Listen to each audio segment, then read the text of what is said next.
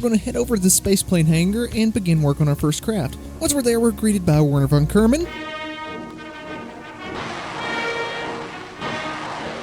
And it's time to actually figure out how to build a plane with the parts that we have. We're only given very, very limited parts whenever you begin in KSP1. In KSP2, you get rocket engines and everything. You only get this little booster and these little tiny fins to start out KSP1. And we're going to try to make this as much like an aircraft as possible and have it take off horizontally rather than vertically. So we're going to lower down the thrust to weight to around 1 or a little bit under. And then I added these 2 mystery containers for science, of course, and as our little landing gear.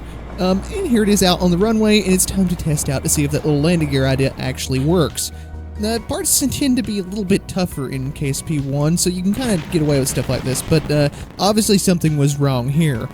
Planes usually don't do that. So we're going to take and adjust our center of lift to about equal to our center of mass there. Right now it's behind it, and I'm doing this because as we burn through fuel, the center of mass is actually going to shift forward, and then our center of lift is going to be behind it still.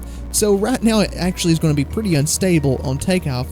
So I'm had to be very, very gentle on the stick and make sure that we don't flip out of control. But I do get it off the ground just fine, believe it or not, and we're able to get it up to a pretty fair altitude. Now, as we burn through fuel and that center of mass shifts forward, we're going to have to flip it around like this and use the drag of our landing gear to keep us nose up. We're going to take our landing gear and do some science with them. And we got a little science report there for 7 science that we should hopefully be able to get back home. And please pay no mind to the floating trees back there. I have absolutely no idea what Parallax was up to. But anyway, we're going to try to land this softly in the water, and we run into a bit of a problem. Yeah, the center of mass problem where it shifts forward was a little bit stronger than I had anticipated. So we're going to revert the flight and shift the wings even farther forward on this version and put a vertical stabilizer on there. Yeah, we'd actually forgot to put one on the last one, and since we're using the reaction wheels to control this thing anyway, it was just keeping it completely stable in the yaw. We also turned down our thrust a little bit to below 1.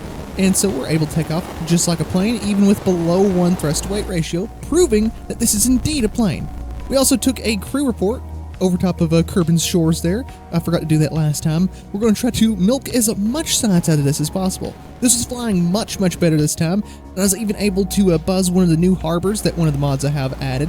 We'll be able to do boats. That would be pretty cool. And now we're going to try to fly it back as close to the KSC as we can possibly get it. It's not going to really help anything. I just wanted to fly it around a little bit. Yeah, as you notice, we have to actually land this upside down, and that's because of how draggy those landing gear are. So they're only our takeoff gear, not our landing gear.